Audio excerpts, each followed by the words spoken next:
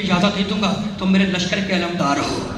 अब्बास का दिल टूट गया, दाएं देखा बाएं देखा, कहा मौला वो लश्कर कहाँ है जिसकी अलमदारी आपने मुझे कहा अब्बास कुछ हो जाए तुझे इजाजत नहीं दूंगा। खेमे से बाहर निकले, बैठ गए। इतने में अब्बास के कानों में एक छोटी बच्ची की आवाज आई, फूफी अम्मा मैं बहुत प्यासी हूँ, फूफी अम्मा मैं बहुत प्यासी हूँ। खुश होके खड़े हुए पुकार के कहने लगे बेटी सकीना अपना मशकीजा ले दिया। बच्ची दौड़ती हुई मशकीजा लाए, चाचा ने भतीजे को गोद में लिया। जुमला सुनोगे अब्बास का, कहने बेटी मैं तेरे लिए पानी लेकर आऊंगा, बस चल के अपने बाबा से इतना कह दे कि मैं बहुत प्यासी हूँ। अब्बास सकीना को लेकर हुसैन के पास आए, ज़बान से कुछ नहीं कहा, ज़बान से कुछ नहीं कहा। हुसैन ने सकीना को देखा, अब्बास को देखा, अब्बास से कहने लगे जाओ भाई मैंने तुझे पानी लाने की इजाजत दी। मुड़े सकीना की तरफ और कहने लगे बेटी आज तो अपने चचा को इजाजत दिलवा रही हो, कल जब जालिम कूफे और शाम में तुझे तमाचे मारेंगे तो बड़ा याद करेगी।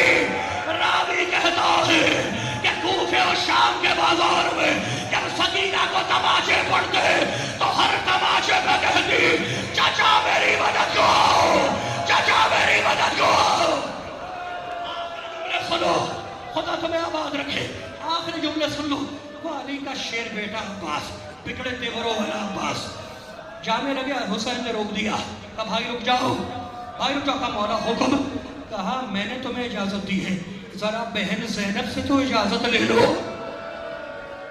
हिम्मत नहीं है, हिम्मत नहीं है अब्बास की कि ज़ैनब के सामने आके कुछ कहे। खेमे में आए और एक गोशे में सर को झुका के खड़े हो गए।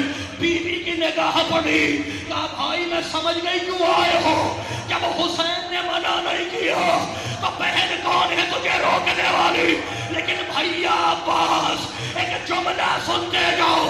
21वीं रमजान की रात को मेरे बाबा ने अपना जख्मी सर मेरे कंधे पे रखा था और कहा था ज़ैनब तेरे बाजुओं में रस्सी बांधी जाएगी, तुझे शाम के बाजार में ठहराया जाएगा।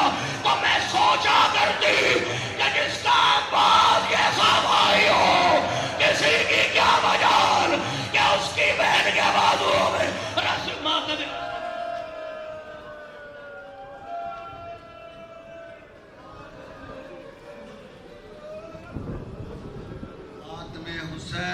फातिमे हुसैन या हुसैन या हुसैन।